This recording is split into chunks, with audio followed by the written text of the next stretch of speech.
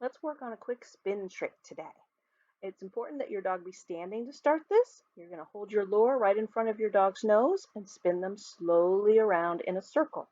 If your dog is hesitant to go one direction, try the other direction. Some dogs only like to go one direction. And from there, you can start speeding the process up until you're no longer luring, just flicking your hand around in a little circle above your dog. Let's try it.